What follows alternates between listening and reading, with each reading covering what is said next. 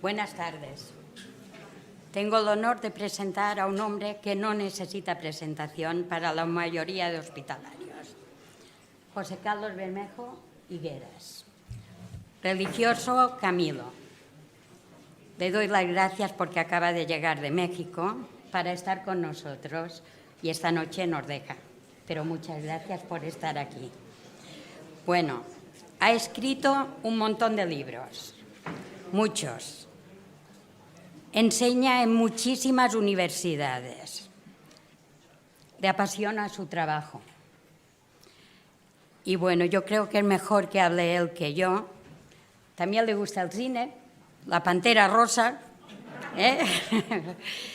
y quiero que lo escuchéis a él. Si alguien tiene el don de darse a los demás, seguro que es él. Muchas gracias por estar aquí. Tiempo es suyo. Gracias.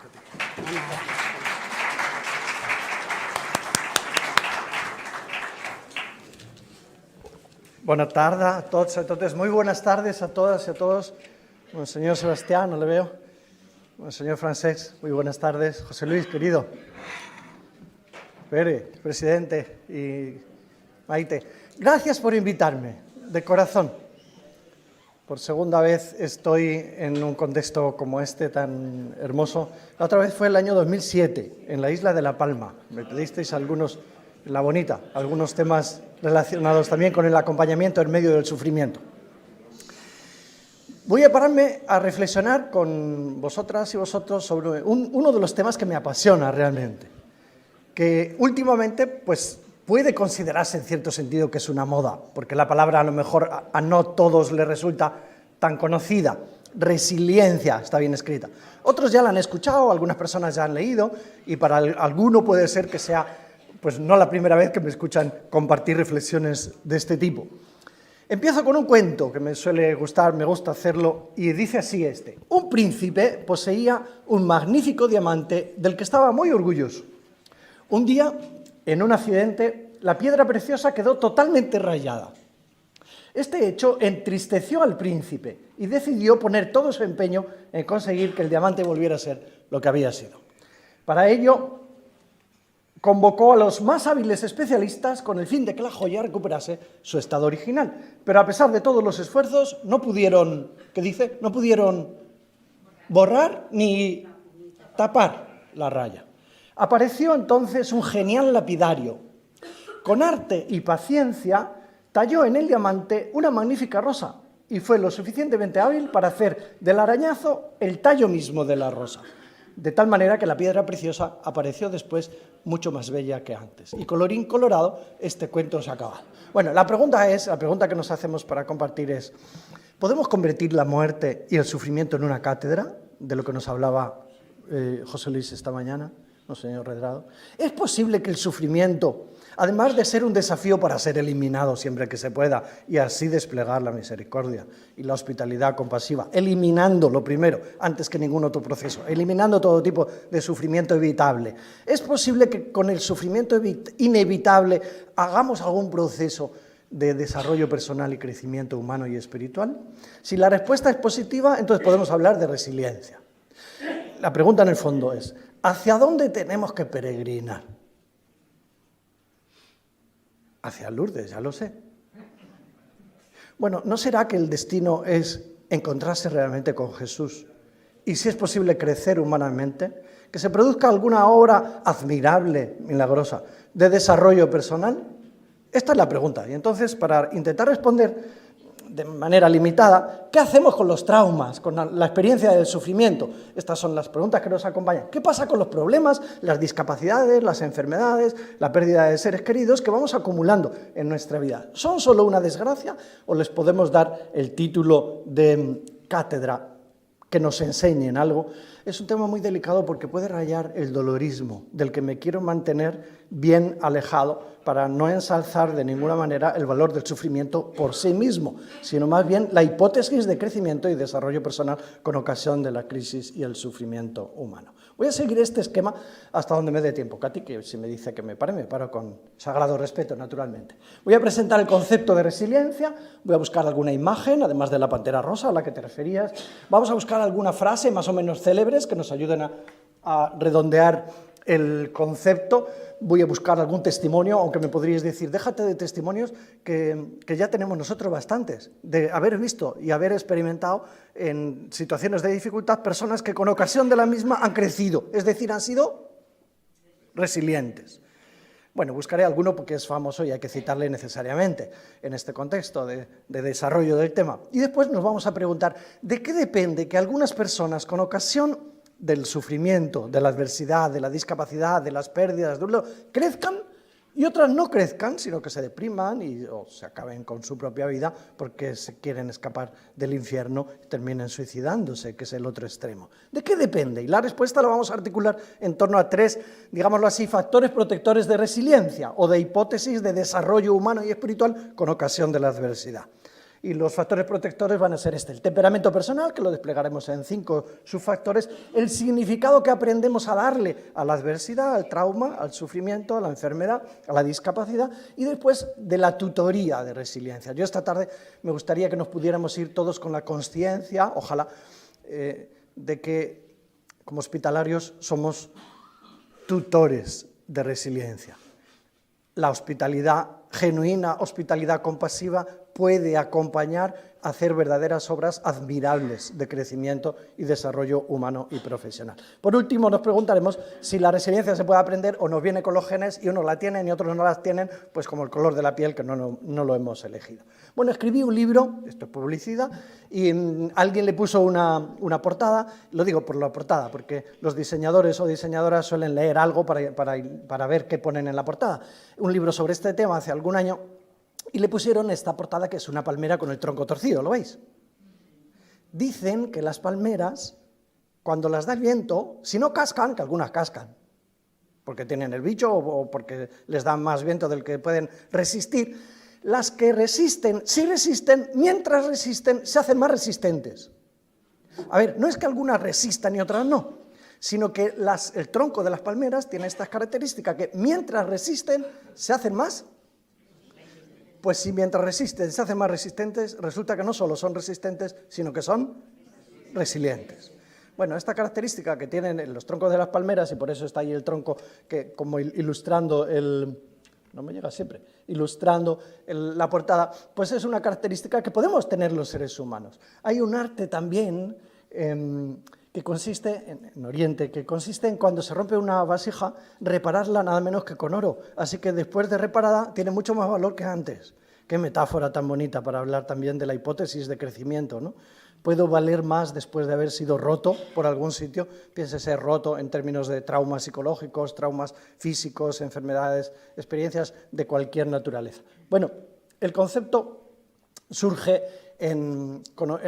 viene de la metalurgia. Si os acordáis, cuando íbamos a la escuela y aprendíamos las características de los metales de memoria, a ver cómo era. Características de los metales en la escuela de memoria: dureza, ductibilidad, maleabilidad, resistencia, y en la lista estaba resiliencia. Es esa característica que tienen, muy interesante, algunos metales, que consisten que después de ser deformados, por ejemplo, con el calentamiento del fuego se deforman, recuperan su forma originaria y después son más resistentes que antes. Qué interesante para la construcción contar con materiales resilientes, porque ya no es que si vienen las adversidades del tiempo, de la tierra que se mueve, resistan, sino que si los materiales son resilientes, se mueve la tierra y el edificio no solo resiste, sino que mientras sufre el trauma se hace más resistente. Esta es la característica de la palabra. Aterriza, se la robamos al mundo de la metalurgia y aterriza después en el mundo de la espiritualidad, para no decir nada nuevo que no pertenezca a nuestra tradición y sabiduría judeocristiana, pero es un modo nuevo de bautizar una realidad importante que la proponemos hoy como desafío. Ando un poco limitado de pila aquí, como desafío, ayúdame, pasando,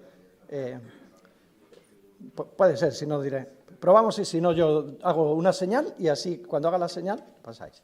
Hay algunas imágenes que nos pueden servir, además del tronco de la palmera, para reforzar el concepto de resiliencia. Mirad qué flor tan bonita.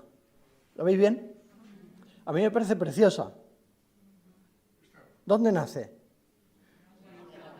En las aguas putrefactas, pantanosas, las que echan para atrás, ese contexto del que uno diría espontáneamente de aquí no puede salir nada bueno, ¿qué te esperas que salga? Bueno, de ahí nace este tipo de flores tan hermosas que la cultura oriental, la flor de loto, la reserva para los momentos más delicados, para significar que es verdadera celebración y fiesta. La siguiente, haré gesto. La pantera rosa, en el fondo se podría hablar, exagerando un poco, de la espiritualidad de la pantera rosa, es decir, tiene un tipo de dinamismo a este personaje, ¿no?, que tiene una crisis, está aplastado por un camión y al instante, ¿cómo es? Tatán, tatán, ¿cómo es la sintonía? Tatán, tatán. Y se repone y ya por otra, y ya por otra. Así que la pantera rosa sería una metáfora, como también lo puede ser, estoy buscando imágenes para reforzar el concepto, el patito feo, ese aparente desgraciado, si se mira a sí mismo, que no se considera, que en el fondo es mucho más de lo que se encuentra en primera instancia. La hipótesis de ser o desarrollar mucho más de lo que parece. Las elegías, unas cuantas imágenes. ¿Conocéis las elegías?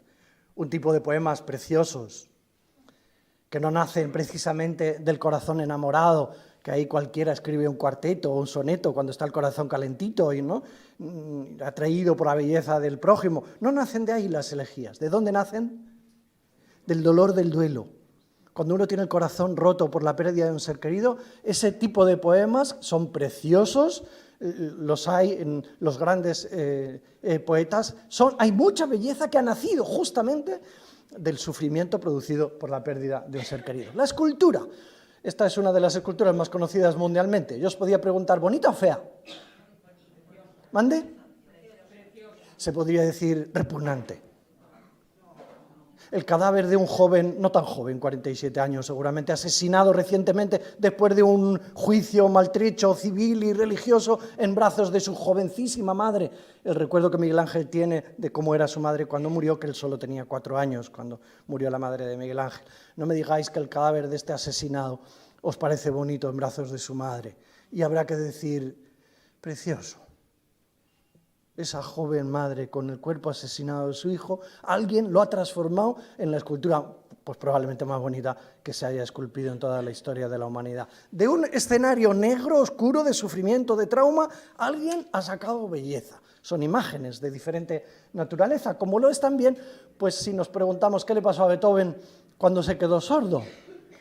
Se podría haber tirado por un balcón y hubiéramos dicho, no me extraña, caramba, él vivía de esto, entre otras cosas, le pasa esto, pues sabemos que cuando compuso la 9ª sinfonía, que no es un tema cualquiera, estaba sordo. Consiguió generar un grandísimo bien a partir también y desde la experiencia de sufrimiento.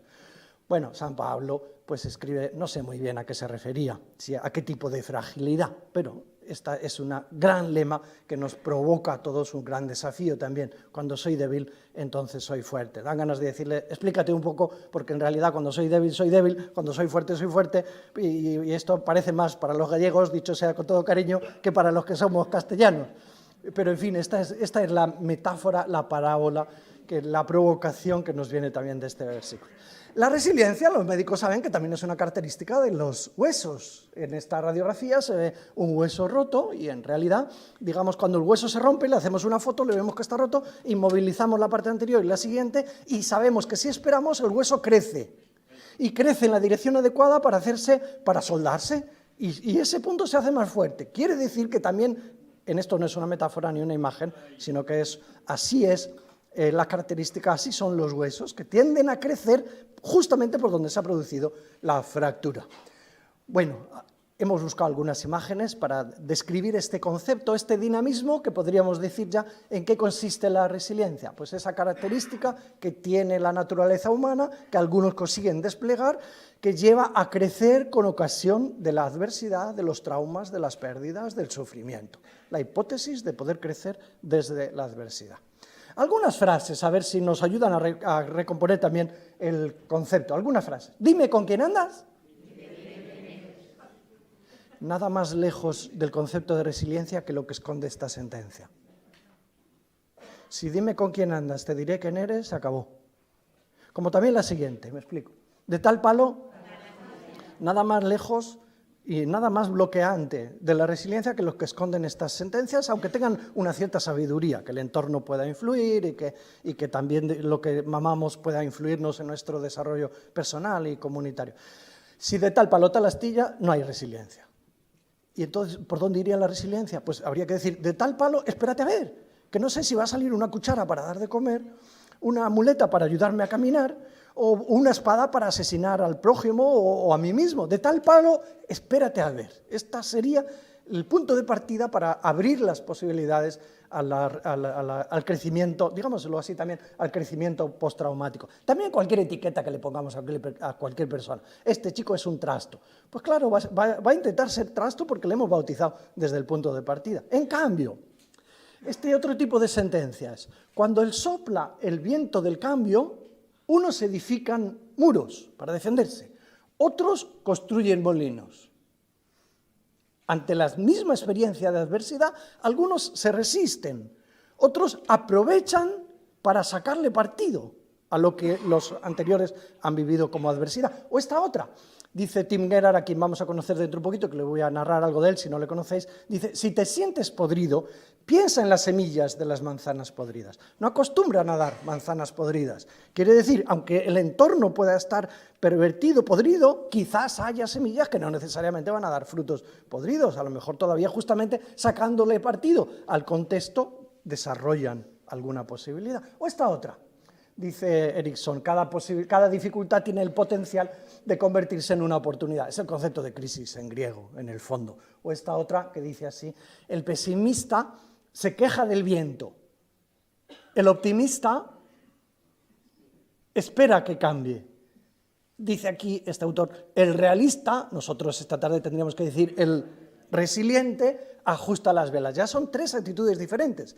La resiliencia nace de esta tercera hipótesis de aprovechar el viento que podría ser experimentado solo como adversidad, como oportunidad para el desarrollo personal. Vamos a buscar algún testimonio que me tendríais que decir que no, José Carlos, no te pegues, que yo conozco a una mujer, a un hombre que justamente cuando perdió a su hijo salió de ahí una maravilla inesperada. ¿Era necesario esto? No. ¿Fue posible? Sí.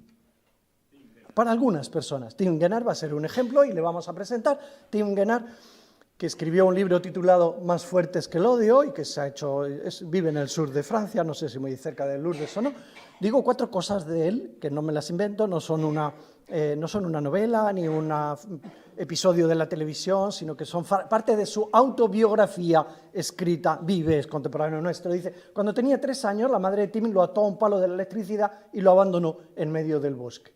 Dormía desnudo en la casita de su perro cuando tenía 4 años. A los 5, precisamente el día de su aniversario, su padre le propinó una paliza brutal que lo desfiguró, le rompió las piernas y la nariz. ¿Cuántas rayitas van en esta piedra preciosa? Unas cuantas. Habría que decir, ya vale. No sabe casi ni hablar. A los 7 años ingresa en un orfanato y padece maltrato por parte de la institución, lo que le faltaba, podríamos decir. A los 9 años... También el día de su aniversario fracasa en su intento reiterado de suicidarse, 9 años. A los 11 entra en el correccional después de ser acusado injustamente de incendiar el granero de una granja donde había sido acogido. A los 12 se fuga. A los 13 años es violado por un señor elegante de los barrios parisinos. A los 14 es prostituido en el barrio parisino de Montparnasse. ¡Ay! Dan ganas de decir, Dios mío, si ya no cabe más. ¿Cuál es la hipótesis biográfica que nos esperamos para este individuo? Si os digo, ¿y cuál habrá sido su destino? Si os contara y le encontraron muerto debajo de un puente, pues diríais, caramba, no me extraña.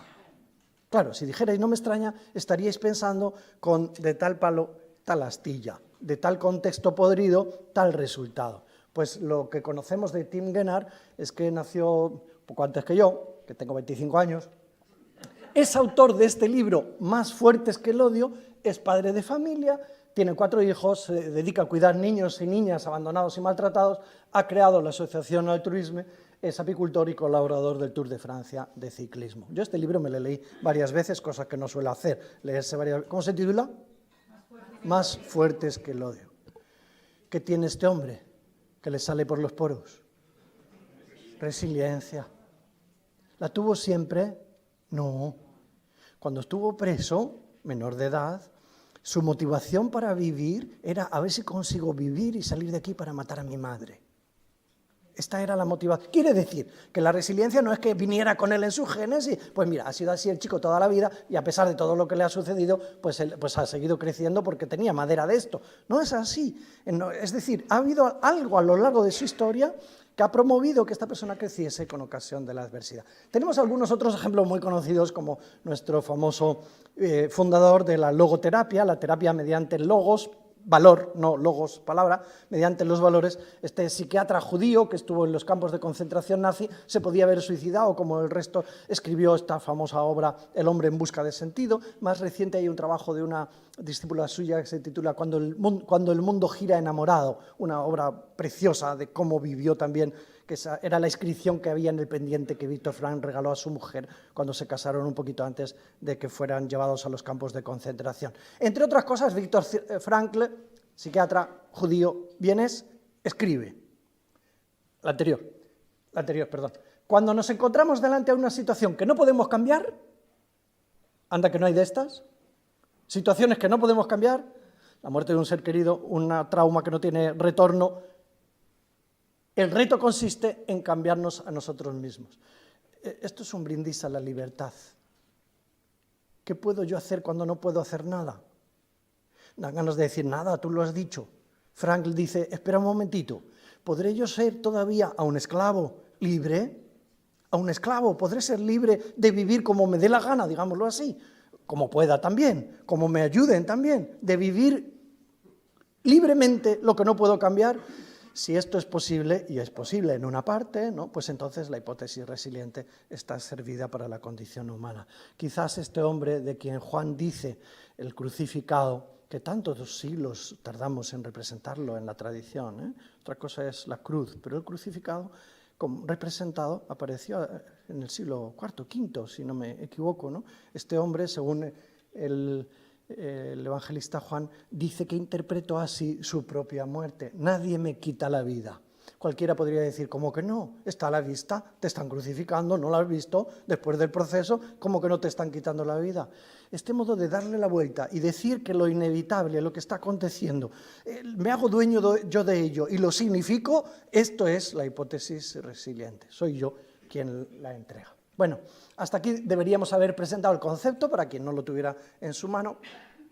Muy importante la referencia de Los patitos feos de Boris Cyrulnik, ¿no? Un estudio mucho más profundo de cómo una infancia de trauma no necesariamente tiene que determinar una adultez de víctima, sino, es decir, pensemos, por ejemplo, en las infancias de abusos y malos tratos a menores en el contexto en el que se produzca. ¿Eso es determinante de ser un adulto desgraciado e infeliz? Este es el título de Boris Cyrulnik, Los patitos feos. Pues la respuesta es no, hay posibilidad de convertirse, de crecer y ser una persona resiliente. ¿De qué depende que una persona sea resiliente y otra se pierda por el camino y se tire por un barranco o se deprima, que son posibilidades también más que reales, ¿no? Bueno, pues vamos a responder a la pregunta, como anunciábamos, con estos 3 factores protectores de resiliencia. Uno depende del temperamento personal, otro depende del significado que aprendemos a dar o que conseguimos dar o que el entorno nos lleva a dar a la experiencia de trauma, a lo que nos pasa, y 3, la posibilidad de encontrarse con algún hospitalario compasivo que nos ayuda a peregrinar hacia el desarrollo humano, el tutor de resiliencia. Primer factor protector de resiliencia, el temperamento personal. Voy a desplegarlo en 5 para decir, ¿qué quiero yo decir con esto del temperamento? 1, la libertad. 2, el manejo de la memoria, me voy a explicar brevemente. 3, la mirada personal, tan importante en la tutoría de resiliencia. 4, el optimismo y la esperanza. Y 5, el sentido del humor, que es una cosa muy seria. Vamos brevemente con alguno de ellos, con alguno me paro más y con otro menos. Primer factor que interviene en la posibilidad de crecer con ocasión del trauma, del sufrimiento, de la adversidad, de la enfermedad, del duelo, la libertad. Es decir, la interpretación de que las cosas que suceden no son fruto del mero destino. Este concepto de destino es más pagano que cristiano. En realidad, la Sagrada Escritura sobre el destino dice, hemos sido destinados por Dios en el amor a ser sus hijos, y el tesoro de su gracia ha sido un derroche para con nosotros, ¿cómo es? Dándonos a conocer el misterio de su voluntad. Es decir, eso de que cuando sucede algo lo interpretemos diciendo es el destino, Dios lo ha querido así, a lo mejor no es tan reforzante de la hipótesis resiliente. Más bien la libertad. Dejarme una anécdota para explicarme aquí. Me salí una vez de la carretera con el coche, iba a dar clase al Deusto, al Bilbao, desde Madrid, hice aquaplaning, en fin, yo no iba muy corriendo, pero las ruedas no serían nuevas, había muchísima lluvia, estaban arreglando la carretera, todo esto de Texas para abajo lo explica, en fin, me salí, di vueltas, no me pasó nada, qué miedo, Dios mío. El coche echó cisco y al llegar a casa algunos me dijeron, entre otras cosas, además de darme un abrazo porque tenía unas ganas de llorar impresionante después de aquel susto, es el destino. Dios lo ha querido así. Se puede añadir, no cae una hoja sin que Dios lo quiera, y otras sentencias que podrían justificar a esta pseudo-interpretación, ¿no? Dios te quiere mucho y quiere que sigas haciendo mucho bien. Escuché las noticias aquel día en la 1 de la televisión. Nos habíamos salido 5 en el mismo punto, que estaban ya corrigiendo mal trazado de la carretera. Incluso mientras una mujer vio que se salía un coche, paró, dejó en el auto a su bebé, pero fue a auxiliar porque no podía no ser compasivo en aquel momento hospitalario, digamos, desde el corazón, mientras iba a auxiliar a otro, un coche le arrolló y murió. También aquí habría que decir que era el destino. Bueno, estas hipótesis deterministas tienen muchos límites y llevan a pensar que así no habría hipótesis de libertad. Si me han dado una paliza, pues ¿qué te esperas? Las consecuencias. Un momento. La hipótesis de la libertad, la convicción de que somos libres ante la adversidad, es la que abre la posibilidad resiliente. Segundo factor protector dentro de este primero es el manejo de la memoria. Atención, no la memoria de quien se acuerda de las cosas, sino la memoria del trauma, la memoria del trauma. La memoria tiene mucho poder. Podemos sufrir más con el recuerdo del sufrimiento del pasado, valga la redundancia. Podemos sufrir más con el recuerdo del trauma del pasado que con el trauma en vivo y en directo en presente. Si yo te doy una patada, te puede doler más al año que viene.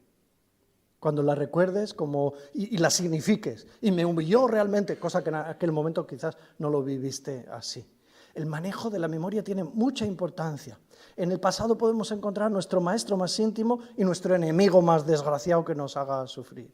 Hace un par de años me invitó la Universidad de la Mística en Ávila a dar una conferencia sobre un tema que yo no conocía, la verdad, pero fue un gran regalo porque me leí Subida al Monte Carmelo de San Juan de la Cruz, que me costó leerlo, no soy tan habilidoso para leer cosas tan profundas y tan... Subida al Monte Carmelo, San Juan de la Cruz. Hay algunas reflexiones preciosas que tiene sobre la memoria y la esperanza. Y del pasado doloroso y traumático, como él también lo tuvo, cómo le trataron sus propios hermanos, que terminó en la cárcel, y en fin, y cómo le trataron, dice, de nuestro pasado traumático, los recuerdos que solo nos hacen sufrir, de esos hay que desembarazarse. No dice olvidarlos, curiosamente, dice desembarazarse. Liberarse, no dice olvidarlos, ojo, que la profundidad y el significado sería muy diferente. Desembarazarse de los recuerdos que solo nos hacen sufrir. Otros recuerdos se pueden convertir en maestros y les damos la palabra para que nos enseñen algo, ¿no? El pasado tiene mucha memoria. Hay un fragmento del libro de Tim Gennard. ¿Cómo era el título? ¿El libro de Tim Gennard? Más fuertes que el odio. Hay un fragmento que me da un poco de vergüenza leerlo, pero lo voy a leer con vergüenza. Y dice así, les cuento mi parábola preferida, la que me ha enseñado la vida, la oración del estiércol, original sí que es, ¿no? Escribe Tim Gennard. Dice, para hacer crecer hermosas flores en un jardín hace falta estiércol, es nuestro pasado. Dice, no digo yo, sino leo, Dios se vale de él para hacernos crecer. Cuando el cagajón sale del culo del caballo, está demasiado caliente, es demasiado ácido y demasiado pesado, apesta, da asco. Si lo extiendes inmediatamente sobre las flores y sobre las semillas, las quema y las aplasta. Es preciso dejar reposar el estiércol, esperar a que se seque, a que se descomponga lentamente. Con el tiempo se convierte en algo maleable, inodoro, ligero, fértil, entonces da las flores más bellas y los brotes más hermosos. Escribe él, Dios se vale de nuestro pasado como si fuera estiércol para nuestras vidas, para hacernos crecer. Un texto muy delicado, porque además lo interpreta en clave religiosa, ¿no? Como si Dios lo mandara. Pero en el fondo, ¿qué está diciendo Tim Gennard? Tengo un pasado de, empieza por M. Tengo un pasado de... ¿Y qué estoy haciendo con este pasado? Podría estar dándole vueltas, invitando al prójimo, ven y verificas cómo huele, ¿no? Y tienes tú también para mostrar y juntos revolvemos, una costumbre muy humana, juntarnos para ver quién tiene un pasado más desgraciado y parecernos simpáticos, más que empáticos, en el encuentro, en la propia miseria del pasado. Este hombre está diciendo, tengo un pasado de, estoy haciendo de ella estiércol para dar flores, para dar frutos. Estoy transformándolo en que sea fecunda. ¿Es posible esto? Bueno, él nos lo dice de sí mismo y como testimonio pues lo acogemos. Y este es un... Bueno, el perdón en relación al pasado, escribe el Papa Francisco, es un instrumento puesto en nuestras frágiles manos para alcanzar esa serenidad que si no está en el manejo perverso de la ofensa recibida en el pasado. Bien, pues hemos visto ya 2 factores protectores de resiliencia. ¿Qué eran? Ayudarme. La libertad y el manejo de la memoria. ¿Qué más protege que uno crezca con ocasión de la adversidad? ¿Cuál es otro factor protector de resiliencia? La mirada. Cómo miramos y cómo somos vistos. Jesús lo miró y lo amó, refiere el evangelista. Vamos a pensar un poquito en el poder que tiene, adelante, el poder que tiene la mirada. Decir conmigo, ojos que no ven, y también hay quien no ve más allá de sus, y también está otra que dice, hay quien no ve 3 en 1, y también está otra que es, hay quien lo ve todo. Vaya, hombre, y parece que jorrea de repetición. Y hay quien, adelante, en lugar de ver molinos de viento, ve enemigos gigantes contra los que luchar. Y hay quien ve la botella medio y quien la ve medio... ¿Y cómo está la botella? A la mitad. ¿Y cómo la hace estar el que la mira? Medio llena o medio vacía. El poder de la mirada es impresionante. Nos pueden hacer a una persona alguien valioso y también nos puede humillar en la miseria. La mirada es un factor protector de resiliencia. También los ojos del amante no es que vean solo la belleza del amado o de la amada, sino que los ojos del amante embellecen al destinatario, los ojos del compasivo embellecen al destinatario de esta actitud. Lo más importante, decía mi vecino Saint-Exupéry, es invisible a los ojos. Bueno, pues vamos a disfrutar un momentito de mirar a las diapositivas que vamos a pasar al ritmo que voy diciendo para ver el poder que tiene la mirada. De hecho, hay miradas que, y otras que, y otras que, y hay otras miradas que, y otras que interrogan, y otras que seducen, o a mí me lo parece, y otras que asustan, y otras que espían, está mirando ahí, y otras que estremecen, y hay miradas que interpelan, y otras que trascienden, que van más allá de la percepción visual, y hay miradas que indiscretas, mirar ahí donde está mirando, y hay otras miradas que hablan de soledad, y hay miradas que dicen ¿qué pasa contigo, tío? Y hay otras que desprecian, y hay miradas que hablan de sueños, y hay otras que se apagan, las últimas, que cerramos a veces acompañando al final de la vida, y hay otras miradas duras, y hay miradas que enternecen, y las hay también que dan pavor, y las hay que interrogan, y nos quedan 2 o 3, y las hay que hablan de mucha pena, y las hay que incitan, y las hay que investigan, y las hay que esperan, y las hay que desafían, y otras miradas que juzgan, y otras furtivas, y otras que reflexionan, y otras tiernas como la del abuelillo, y hay miradas que retan, y las hay que curiosean por donde se puede, y las hay que hablan de éxito, y las hay temerosas por la situación de fragilidad y de vergüenza, y las hay simpáticas, como las hay también que están de fiesta por el cubata de ayer por la noche en Palma de Mallorca, y las hay luminosas, y las hay de foto, y hay otras que acumulan, y las hay de ultratumba, y que juegan, y sensuales, y hay miradas... A ver qué quería yo deciros. ¿Que hay miradas qué? Y podemos decir muchas cosas. Es decir, que la mirada en la adversidad, la mirada a la persona enferma, con discapacidad, la mirada a la muerte, la mirada al que se muere, la mirada a uno mismo cuando ha perdido, puede hacer la mirada muchas cosas. Es decir, que la intensidad del sufrimiento, además de proceder del dato objetivo, viene también del modo como lo miramos, del modo como lo miramos. Voy a intentar mostrarlo con otro recurso que me vas a ayudar al ritmo que te vaya indicando que me estás ayudando de manera excelente. Os propongo mirar este zoom. Vamos a hacer zoom con esta imagen que algunos lo conocéis seguramente. Os pregunto, ¿qué veis? Un círculo negro. Más que un círculo es una gran mancha, ¿no? No es solo un círculo, sino que está relleno de negro. Pongamos que esta mancha negra, grande, que lo ocupa casi todo, representa la experiencia del mal, del sufrimiento, del trauma, de la adversidad. Vamos a hacer zoom. El zoom pensamos que es para traer una realidad. Vamos a utilizarlo en este caso para alejarla. parece que es una gran mancha negra sobre una superficie roja. En realidad, si miramos bien, no es una mancha tan grande, sino que es una mancha negra que está encima de una tela o algo que tiene forma. En realidad, es una mancha negra que está encima de... En realidad, es una mancha negra que está en la cresta de un gallo, que no es tan grande si la miramos desde aquí. En realidad, es una mancha negra que está en la cresta de un gallo que dos niños están mirando por la ventana de una casita, una habitación que forma parte de una granja. En realidad, no es una pequeña granja, es una gran granja, mirad, pero no es lo que parece. Y todavía la mancha negra bastaría dar marcha atrás y podría ocupar el primer plano, la experiencia del mal, del sufrimiento, del trauma. En realidad, es una maqueta. No, no es una maqueta, en realidad es la portada de la revista Labor Hospitalaria Humanizar que editamos, en realidad es la portada de la revista que está en manos de un niño que está sentado en qué sé yo dónde. En realidad es la portada de la revista de Humanizar que está en manos de un niño que está sentado al lado de una piscina que forma parte de seguramente de un barco muy grande que parece un transatlántico. En realidad no es lo que parece, sino que es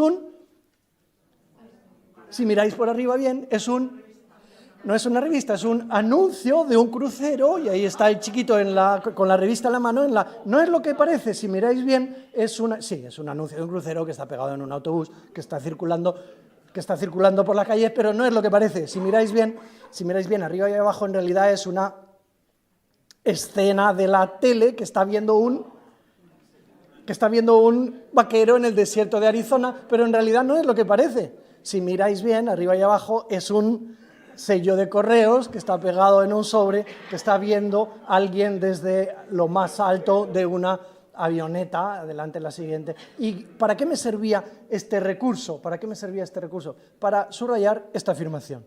La mirada tiene un poder impresionante. Hay miradas que matan, hay miradas que resucitan, que ponen de pie. Eso significa resucitar, ponerse de pie, que alguien te ponga de pie desde el estar tumbado o en una condición de muerte. Que alguien te ponga de pie. La mirada es un factor protector de resiliencia. Hay miradas que hunden en la miseria. Hay otras que son palanca para crecer porque me siento levantado por el que me ha mirado como tutor de resiliencia. La pregunta en este sentido tendría que ser muy directa. ¿Cómo te miras en el trauma? ¿Cómo miras al que tiene un trauma? ¿Miras solo en ese primer plano que ocupa todo negro y parece que solo somos unos desgraciados? ¿Cómo se miraba aquella mujer que me llamó una vez un cura y me dijo, no sé qué hacer con ella? Ha perdido 3 hijos, va a perder los otros 2 y a su marido porque tienen una enfermedad hereditaria que es Corea de Huntington y se hereda alguna, ¿no? Y se transmite porque se juntan los genes y entonces se mueren todos y se me van a morir. Y efectivamente se murieron todos, solo que una de ellas se suicidó a la vista de lo que le venía, ¿no? Y se la encontró el único nieto que tenía y la abuela. 5 hijos y su marido, todos muertos. ¿Qué cabe esperar? ¿Cómo se puede mirar esta mujer a sí misma? Pues si yo os dijera, como la más desgraciada del mundo, más de uno de vosotros me daríais la razón. No me extraña, caramba, pero si se le ha muerto todo lo más, tiene que tener el corazón. Esta mujer que empezó a venir a nuestro centro de escucha, que ahora existen unos cuantos, también aquí en Palma de Mallorca, de mano de Pérez Ribot, centro de escucha para pedir ayuda en esta diversidad. Esta mujer analfabeta, que una vez llevamos a la televisión para que contase su experiencia, con su capacidad, era capaz después de formular el sentido de su vida así. Me levanto en mi casa del pueblo de una diócesis que no quiero recordar y miro la foto de mis hijos y mi marido que la tengo en el cuarto estar, les doy a todos un beso y yo sé que hay mamás que ni siquiera han podido disfrutar o pueden disfrutar de sus niños más pequeños, así que lo mío es ir a ayudar a esas mamás que tienen a sus hijos enfermos. ¿Cómo se miraba a sí misma?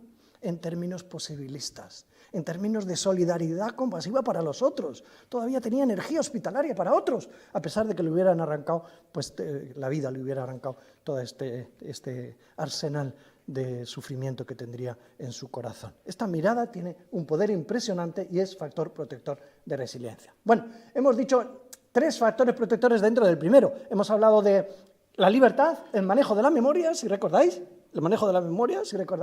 y la mirada personal. Muy brevemente los otros 2. El otro factor protector es el entusiasmo. No ese entusiasmo superficial de todo va a ir bien, o la palmadita en la espalda, de que va a salir todo bien, ¿no? La palabra entusiasmo es triple.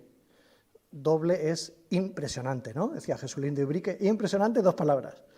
Bueno, entusiasmo, 3 palabras. En theos asmos. La persona entusiasta, preguntándole a la palabra de dónde vienes y qué significas, significa esto: quien se siente habitado por Dios, theos, en theos asmos.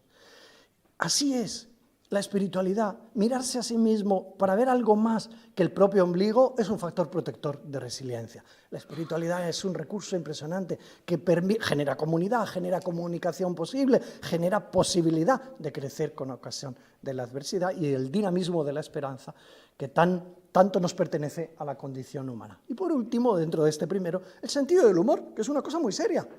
Hay humor blanco, hay humor verde, humor negro, humor amarillo, humor marrón también, hay humor... Sí, el humor, ¿qué es el humor al fin y al cabo? Un modo, además de humor, un modo de mirar alternativo la realidad. Hay quien es capaz de bromear hasta de un suero y de una operación y decir que... esa hipótesis de mirada alternativa abre las posibilidades resilientes.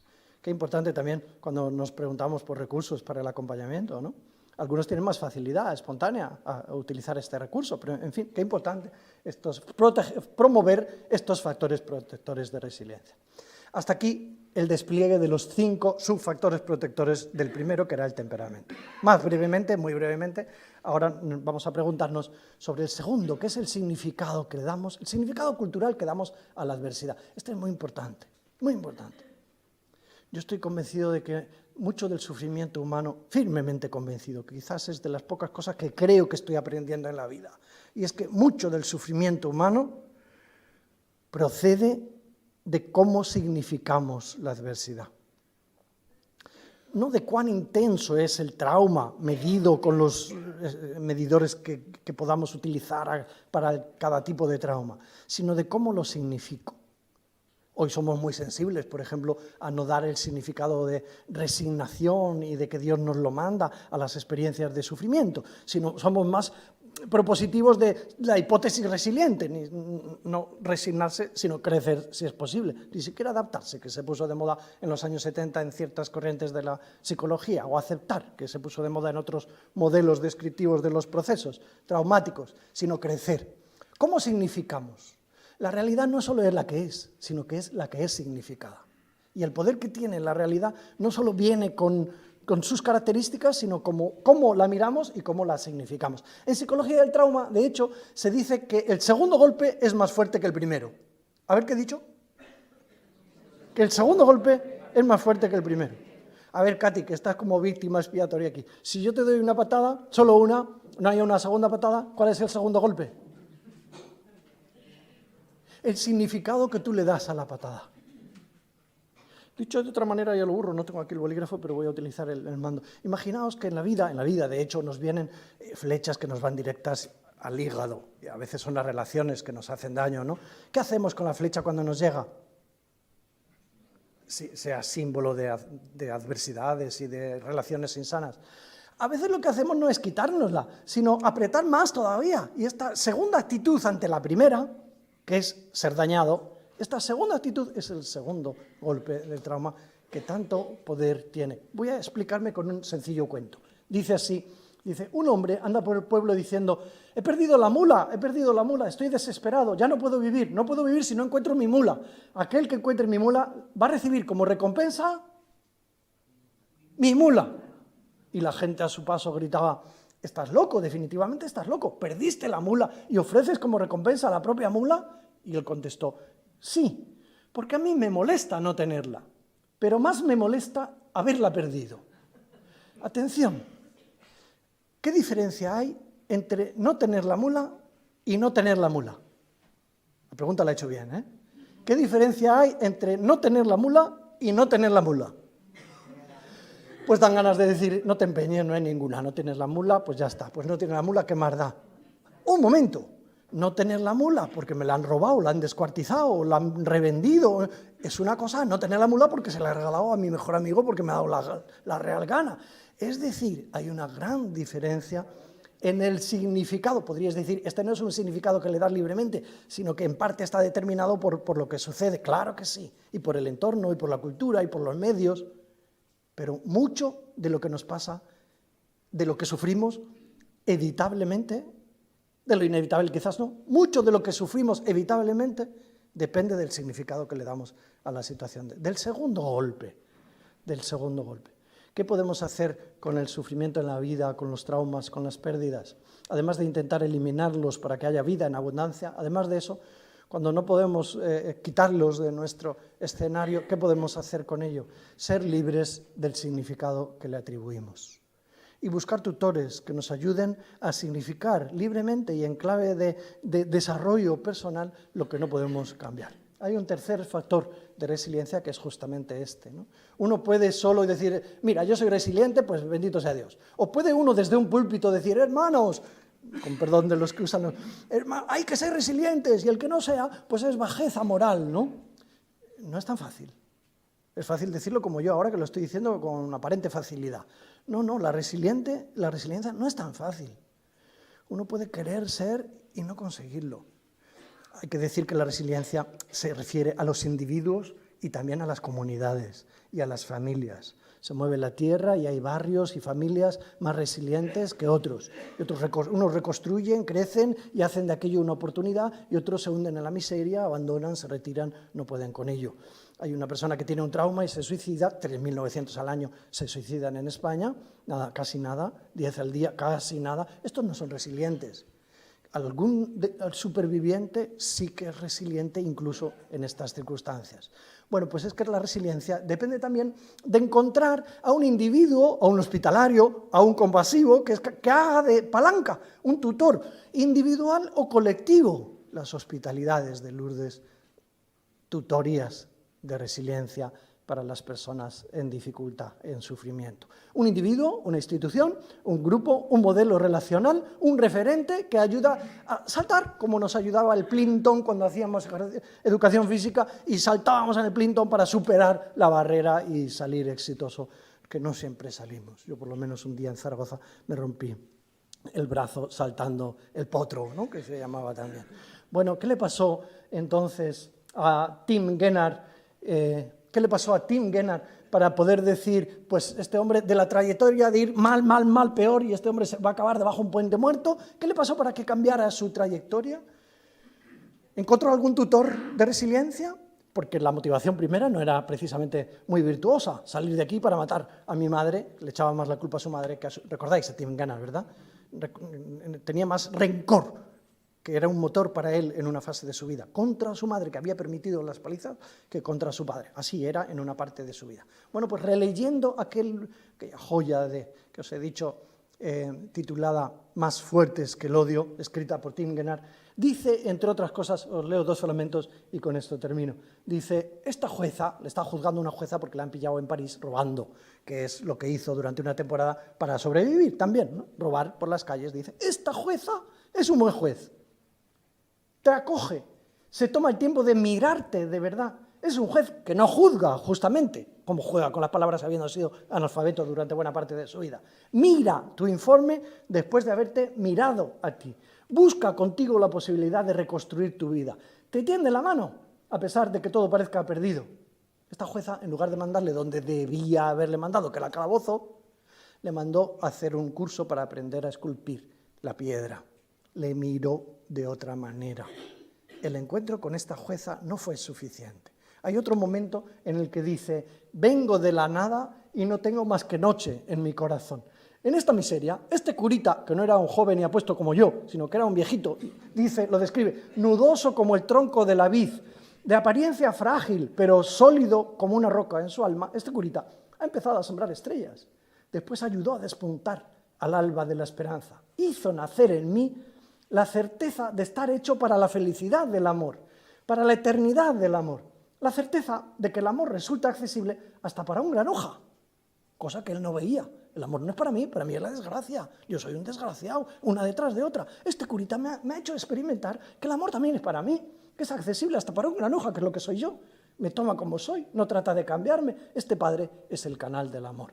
El encuentro con la jueza, el encuentro con este curita fueron momentos que le ayudaron, tutores de resiliencia que le ayudaron a cambiar el punto de inflexión y considerar que el trauma para él los traumas eran una oportunidad de crecimiento y desarrollo personal. La primera comunión la tomó porque un día tenía hambre y había fila y vio que daban algo, pues así tomó la primera comunión. Y un día tenía hambre también por París y llamó al timbre de una casa que no sabía lo que hacía. Llamó, salió alguien y le dio un abrazo sin decirle quién es usted, qué quiere, buenos días o malos días, ¿no? Sin nada, le dio un abrazo. ¿Y dónde había llamado para que nada más abrir le dieran un abrazo? Pues era una casa para personas con discapacidad, las cuales, sin argumentar racionalmente, tuvo este comportamiento que supuso para él, él pasó, comió y se quedó allí unos días. Este comportamiento de hospitalidad incondicional, sin interrogatorio, sin juicio, sin prejuicio. Esta experiencia le marcó. Es interesante esto que estoy diciendo también en este momento, porque uno puede pensar, pues claro, los listos que sean tutores de resiliencia de los tontos, ¿no? Los que están bien, los sanos, de los enfermos. Los que no tienen discapacidades muy visibles, de los que visiblemente tienen. Un momento que tutor de resiliencia se puede ser desde la fragilidad, incluso desde la limitación, ¿no? Según cómo uno se mire, según cómo se comporte y según cómo perciba la otra persona, así puede ser uno tutor de resiliencia. Ojalá que con este objetivo redefinamos el destino de nuestra peregrinación. No acompañar solo para celebrar, para mirar un espacio hermoso, que hasta en momentos está bajo sospecha, sino acompañemos a peregrinar al encuentro genuino con Jesús en lo más íntimo de nuestro corazón, para ser así más sanos, más felices, más libres en el manejo de nuestras dificultades, y a esto le demos el calificativo de admirable. La posibilidad de crecer con ocasión de la adversidad es un verdadero milagro que podemos hacer unos con otros. Muchas gracias por la atención.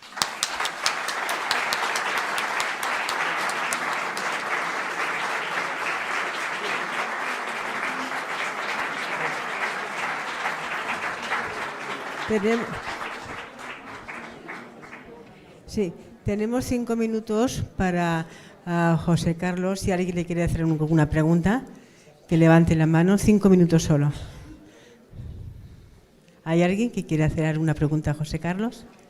Espera, que mientras se prepara yo cuento la anécdota. Creo que sí. Ahora sí. Mientras se prepara la pregunta, aquel conferenciante que estaba acostumbrado, como yo, a dar conferencias, y cuando la moderadora dijo, ahora las preguntas, las presentaron por escrito, y la que coordinaba le pasó una pregunta al conferenciante. ¿Ya está preparada la pregunta? Y el conferenciante la leyó. Idiota. Y añadió, en mi vida de conferenciante me han hecho muchas preguntas. Siempre venía la pregunta sin la firma. Es la primera vez que viene la firma sin la pregunta. Libertad ante la adversidad.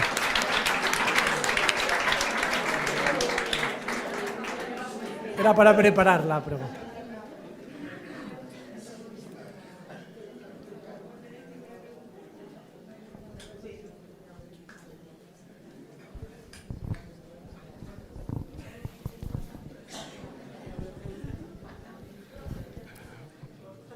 Buenas. Bueno, ya que estamos hablando de resiliencia y tenemos aquí las reliquias de Santa Bernardita. Es un ejemplo clarísimo, ¿no?, de todo lo que hemos estado hablando, ¿es así?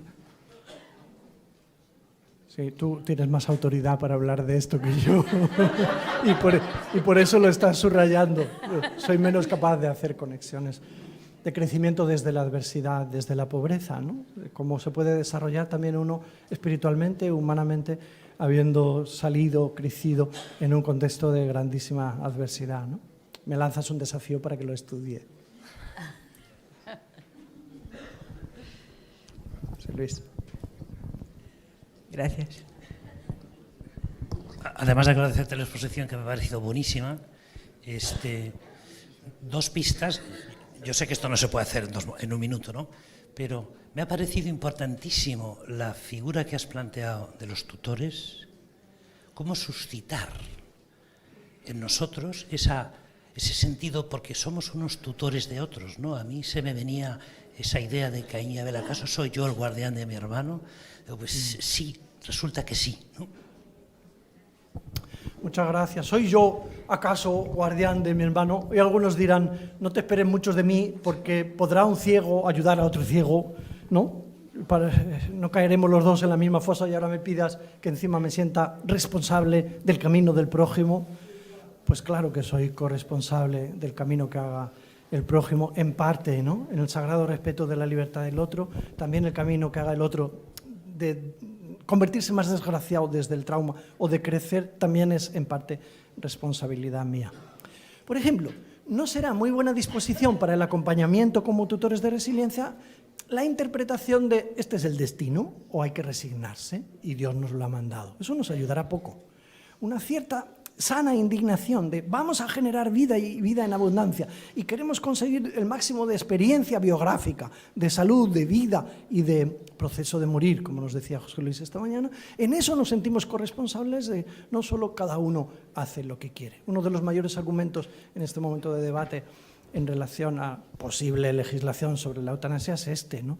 ¿Acaso cada uno es dueño solo de su propia vida y allá cada quien? ¿O yo soy también corresponsable de la tuya y tu vida también es patrimonio colectivo, no solo comunitario en sentido cristiano, sino social? Y eso me obliga a proteger el sustrato de toda forma de valor, que es la vida misma, aunque no sea, según los obispos, no sea el valor absoluto, un valor absoluto, pero es el sustrato de todo valor.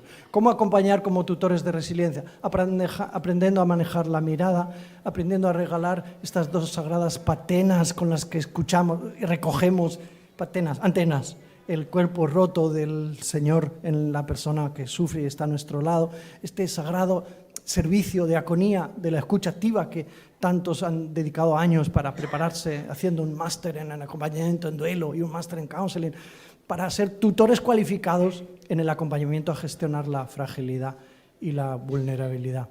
La compasión, que se ha puesto tan de moda, ¿no?, en ciertos contextos, la empatía, no solo se proclaman, sino que además de profundizarse, porque forman parte de nuestro patrimonio, hay que ensayarlas, hay que cultivarlas, hay que supervisar, porque las actitudes tienen una dimensión conductual. ¿Cómo soy yo tutor de resiliencia mientras tú me cuentas tu trauma?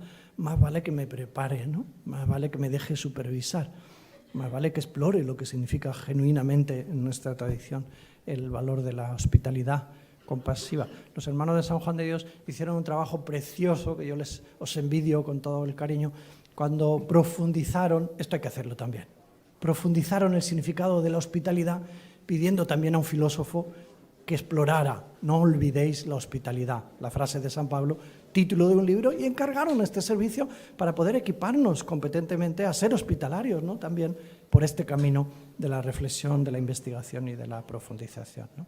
Francesc Torralba fue el que hizo esta investigación, ¿no? He dado varias pinceladas así. Muchas gracias, José Luis. Solo una pregunta más, una.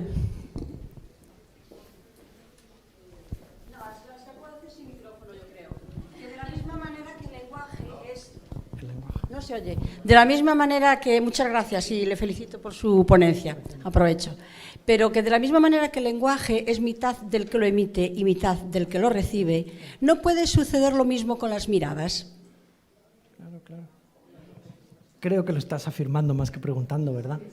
No, pregunto, Ya. porque precisamente a mí me surge la duda de que yo puedo mirar con ternura, pero o mirar con adversidad o no sé, o con ira incluso, O pero si depende de la otra persona, ¿cómo reciba mi mirada? Sí, sí. El poder de la... Claro.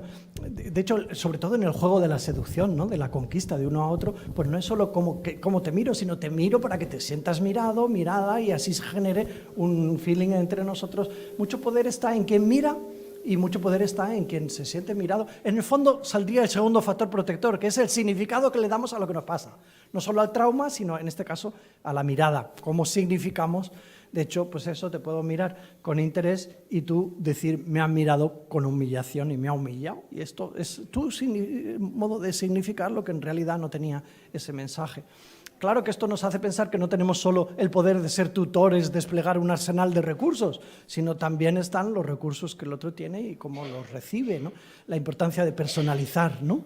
Hay personas que les gustará más ser mirados de una determinada manera y otros, no me olvido nunca, fíjate, me viene ahora en la mente que no lo suelo recordar mucho, pero una vez voy a decir una palabra pero en italiano y no se va a entender, una palabrota pero en italiano y no se va a entender. Recuerdo haber acompañado a algunos enfermos de SIDA en Italia mientras yo hacía práctica y estudiaba en Roma la licenciatura y el doctorado en Pastoral de la Salud. Y una vez estaba acompañando a un chico enfermo de SIDA y falleció estando yo esa tarde en la planta. Y llegó su madre. Y después de un rato en la habitación con el cadáver, nos sentamos en la escalera a esperar que viniera el resto de la familia, ¿no? Y creo yo que le regalé una mirada compasiva, sentados en la escalera del hospital y el cadáver en la habitación, mientras llegaba alguien más de la familia. Hubo un momento, esta es una experiencia también constructiva, en que me dijo, ¿qué cazzo guardi? Que en español sería, ¿qué coño miras?